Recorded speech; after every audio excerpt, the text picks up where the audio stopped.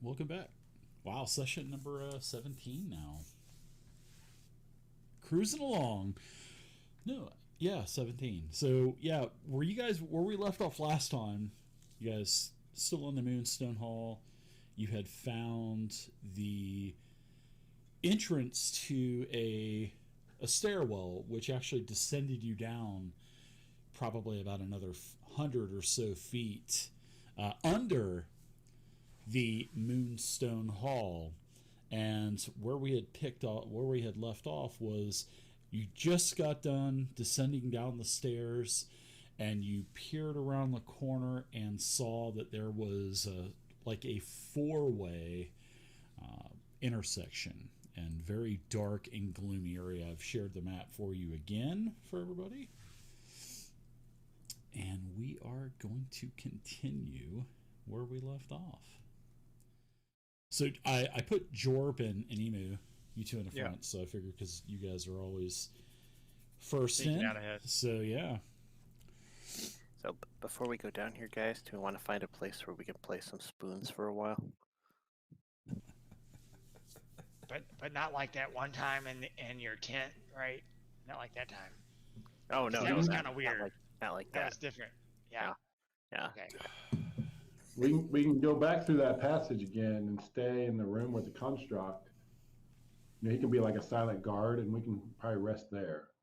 So I'm sure he'll wake up if anyone tries to come in without the crown.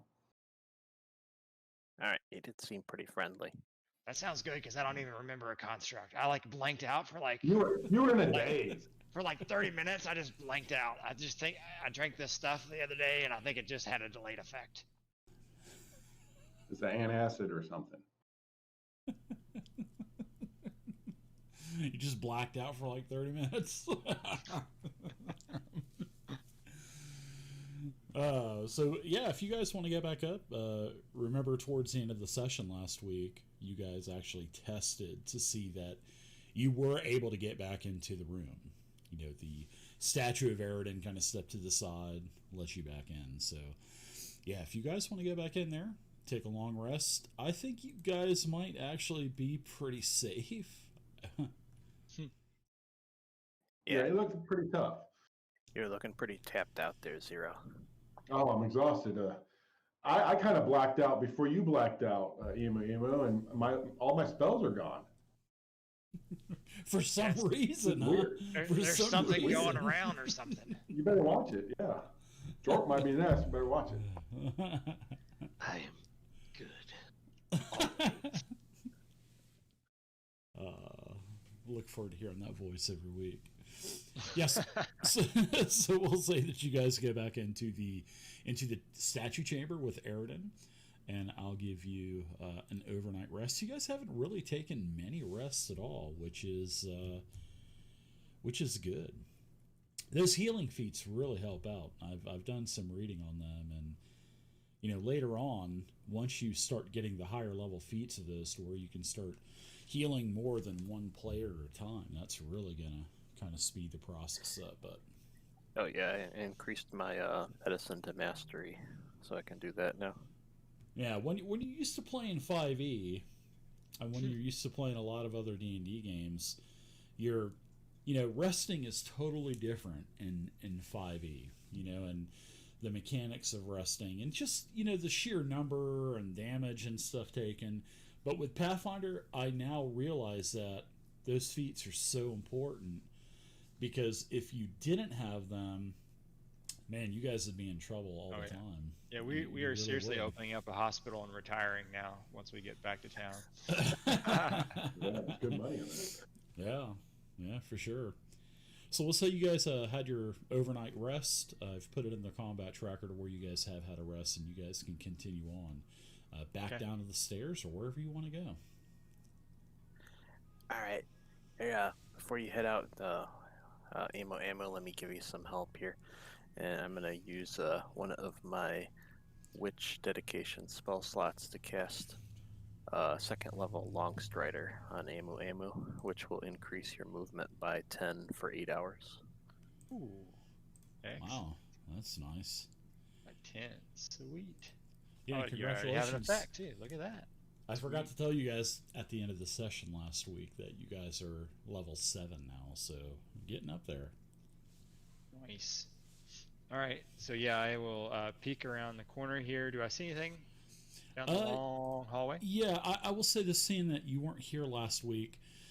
Over on this side, because this is a 4-way, and to the left in this 4-way, there is you can see a light that's kind of shining in the hall. And I can't wait till we get lighting effects, because you would actually literally be able to see the light kind of peering into the 4-way from where you're at. And like I said, the light is only coming from this side, from the left-hand side.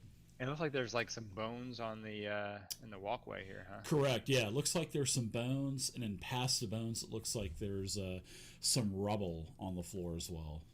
But so yeah, I am going to be extremely cautious, kind of checking for traps as I come up to here and looking for anything else that looks unusual, especially because there's bones. Stopping and listening to see if I hear any creatures ready to attack me again. Sure. Well, I'm going to say, as soon as you guys get to about right here, all right, once you get to about right here, I put the token locking back on, and I'm sure you guys could probably tell something was going to happen. Like, slow it down, people, slow it down. But yeah, there's bones, and all littered throughout the corridor, and there's all kinds of broken bones. There's some weapons that look like that have been broken. There's actually a smell of Zolgath, because you are now quite familiar with this stench smell that all these Zolgoths have, and you can smell that as well. But just as to where you're coming up on the intersection, all of a sudden some ghostly figures appear facing you inside of the 4-way, and there are a total of 4 figures, and they're definitely undead. And let's see, I will go ahead, and in fact I think are they like ghostly Zolgoths, or like ghostly humans, or because this used to be an old temple? Correct. So when they kind of, because they are incorporeal and they appear in front of you, they are all humans, and they're definitely blocking the path. And one of these creatures, one of these undead, introduces himself as Ulthadar. And Ulthadar, he definitely looks like a priest, and he introduces himself as Ulthadar. And he introduces himself as the high priest who oversaw the construction of Moonstone Hall many lifetimes ago. And as he is having dialogue with you, he says, "Why are all of you here in my temple? Are you like the others, just looting and pillaging my home?" No, we're here to get rid of that bad stench, and you probably can't smell it because you're undead, but there's a really funky smell here, and it's by those little like troglodyte-looking dudes. Those Zolgoths are really horrible. So, but it's a pleasure to meet you, because I've heard great things about you being the founding priest of the Moonstone Hall.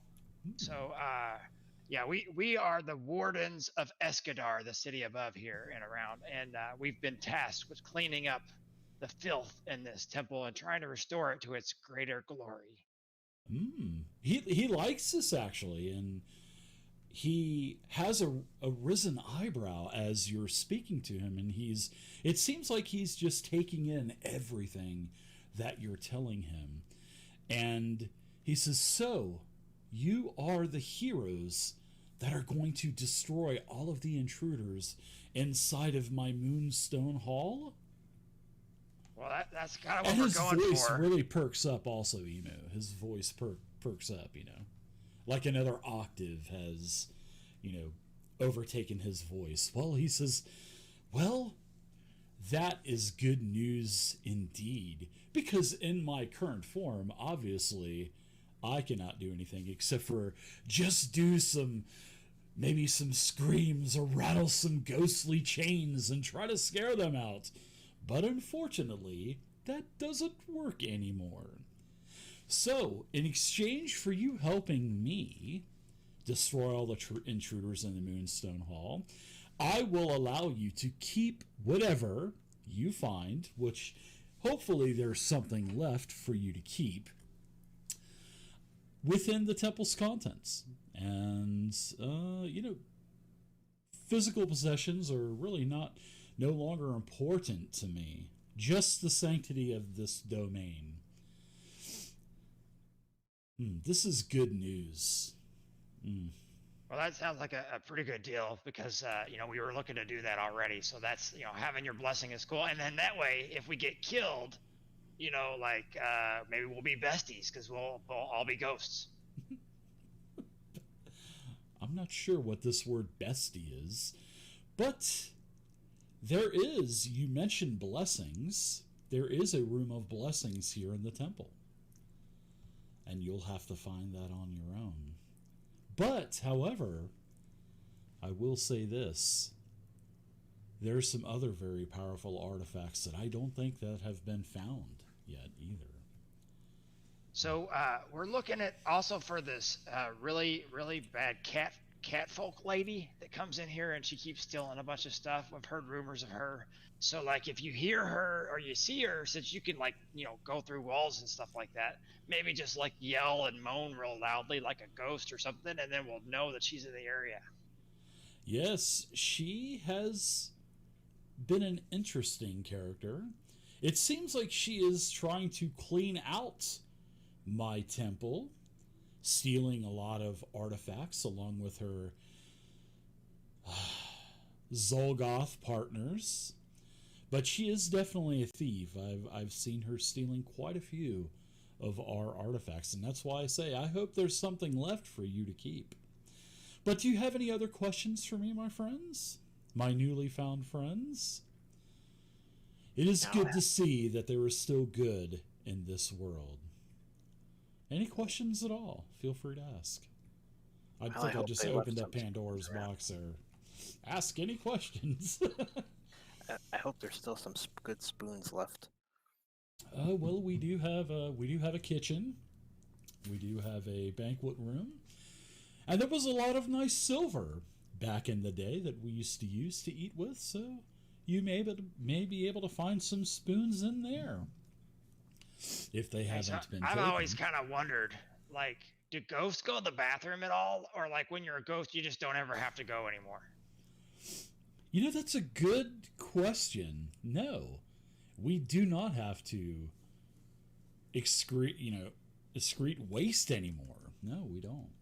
That's pretty convenient because that's always an annoyance for me because it's like I have to go find a special place that's not in the middle of everybody else in the camp because they get mad at me if I just drop it and go right there.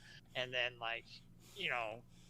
it's just a horrible thing to have to do. I'm sure, my friend. I'm sure, my little friend. Boy, you are a talkative one. That is for sure. So the other, you can definitely tell that these are, a wraith type of creature. And 3 of these wraiths, they disappear. He kind of looks at all of them, and they disappear. And he tells you that you have free reign of the lower chambers of the Moonstone Hall. He says this is where he and all of the other priests, this is where they lived, this is where they slept, this is where they studied, this is where, they basically did everything that was related with the church.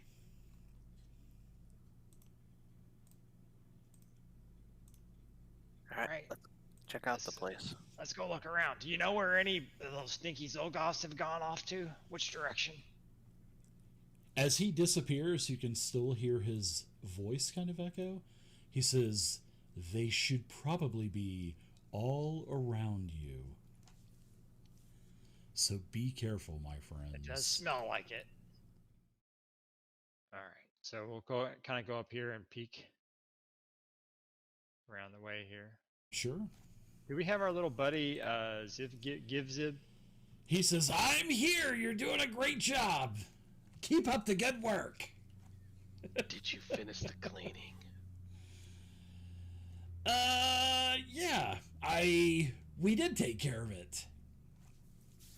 The pool is nice and tidy. Even the water's clear. Although, however, I will say that there is just one problem there, Jorp, and that's why I'm down here. If you must ask, as he kind of chuckles, he says, I guess you probably want to know what happens. And he goes into, giving all of the details for cleaning up the pool room. And then he says, and then all of a sudden, there were these big, oozy creatures. I believe I've seen them before down in the depths of hell. I believe that they're called gibbering mouthers, and they make lots of noise. They won't shut up. And they basically took out all of the employees that I had. But everything is pretty clean, except for those gibbering mouthers up there. So you may have to go up there and take care of them. There were 3 of them, by the way. But they just don't shut up. They just keep saying, mouther? Yeah, it's a creature that has a bunch of, it looks like a big old pile of flesh. And it just, all of these mouths just keep making noises like ba ba ba ba ba ba ba ba ba ba ba ba ba ba ba ba ba, and there's probably 30 or 40 of these mouths on a creature, and they just won't shut up. So, I will chalk this up as a minor success. That the room was clean, but there are some visitors in there still, and I don't think they're the friendly type. Well, they're definitely not the friendly type. All right, but that's your status update. Compliments of Givzib. So what the hell is Givzib talking about? Where is this pool that he's talking about? That was when you blacked out for those 30 minutes. Seriously, I blacked out for like at least a good solid 30 minutes. It's up on the level above. We'll have to take care of that on the way back. Yeah, I gave my personally good Pez dispenser to him, and you could have just fed him some candies or something, maybe. Maybe you jabber on that. All right, well, I guess we'll just deal with that later. All right, so I'll go to here. Look, there's a door on each side, right? Yeah, there sure is. Let's take the little door first. You can see that there's probably got smaller people to stab. Yeah, to the north, there's you can see that the stone floor, the polished marble flooring that you're on now, it turns into a wood floor basically. And then to your right, there's a door. To your left, there is a double door. And why don't you give me a Jorp and Emu? Give me a quick. Give me a roll, which I'd say give me a perception roll. Perception. Yeah, for sure. Look at those nice bonuses now. Don't you like that? I'm a master at perception. Yeah, you basically just walk right by this emu. And Jorp, to your right, as you're going down this hall, about right here, and I'd say when Emu was right here, you notice that there was a sort of like an indentation in the wall to where you're like, oh, this looks like this could be a secret passageway, which is right here on the wall. And it was, as you know, an Emu walked right past it, even though he had a pretty good roll. Yeah, you had the better roll. So you notice that there was a sort of like an indentation in the wall. And you can see that there's an activation slide to where you can kind of put your hand into the indentations on the wall and kind of turn it, and it looks like that could possibly open the door. If you choose to do so. All right, emo, if you want me to do this, pull my finger. Do what? What are you talking about?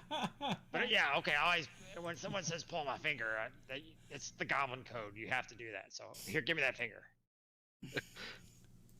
My son give it a used to good do yank. that all the time. I'll make sure he's facing towards the other guys before I do it, though. I'm like, this always works good. Have you guys ever done that to your kids? Pull my finger? Yeah, My son used to pull my love it until he got to about 10, 11 years old, and then he realized that it was just not good to do that anymore. Oh, sorry about that. I'll look at Omi and Zero, and look down at Justin Beaver, see if they give me the heads up to go. Omi gives you the spoon up. Hey, what's the worst that can happen? All right, I turn. All right. A door slides to the side as stone on stone kind of grinds against one another. And in front of you, there is a rather small room, probably a 15 by 15 foot room. And with the first glance, it looks like it may have once been a storage room because there's all kinds of jars, racks, hooks, shelves.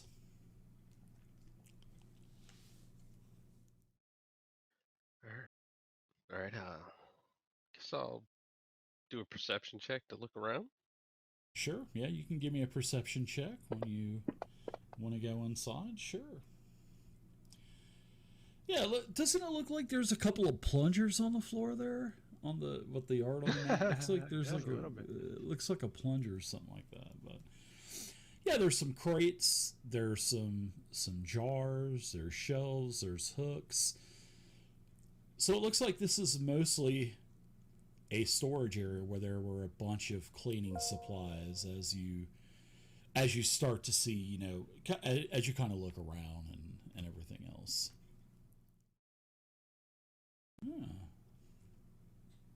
All right.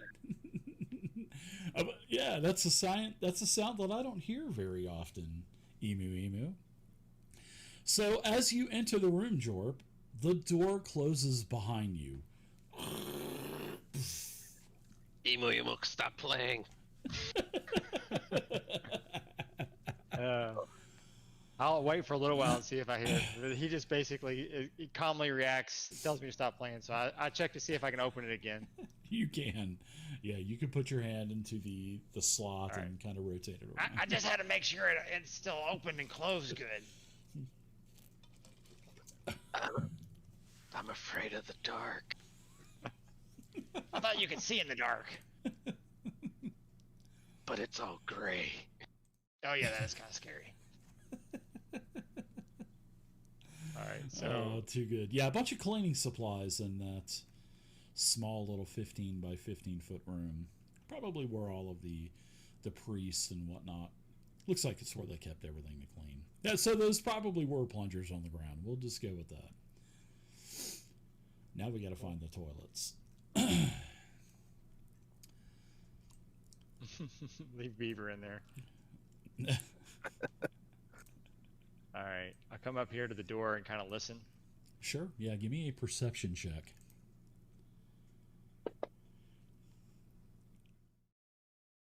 Yeah, everything sounds quiet.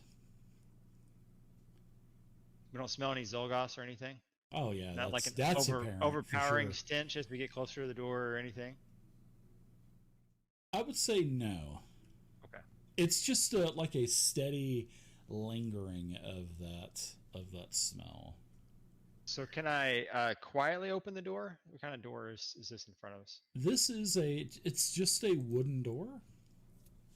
I'll get weapons out too, just in case. Weapon Sure. and shield. Yeah, I will say this though. It is quite apparent that, and this is going back to when you guys descended down the stairs into the corridor before the four-way. There has been quite a bit of traffic so far, as in footsteps and whatnot, that you can see in the dust that has been accumulating in this lower area of the Moonstone Hall. So yes, you could definitely tell that there are footsteps that are walking into Going this in room. and Yeah, out. Okay. yeah. All right. Here we go. You guys ready? Yep.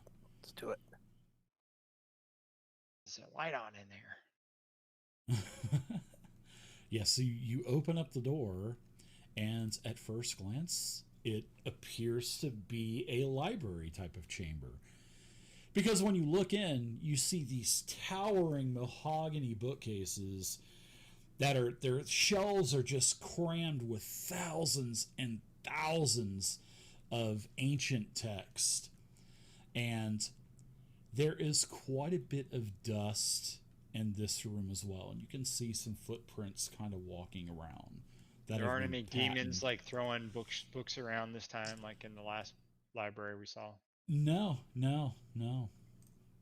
And as you start to move into the library, you can see that there are these tall wooden ladders on the rollers that kind of rotate back and, kind of move back and forth. So anyone, maybe an acolyte or a priest or someone, can reach the highest shelves and get books down that they want. So I noticed there's a couple of beautiful rugs inside of the library as well. But there is a table, however, that has like a lantern on it and is lit. So it looks like someone has been in here recently. But as you're looking around, you see no creatures or anything like that. Are there any books still laying on the table? There are no books on the table. No, just the light. Okay. This room is full with campfire fuel.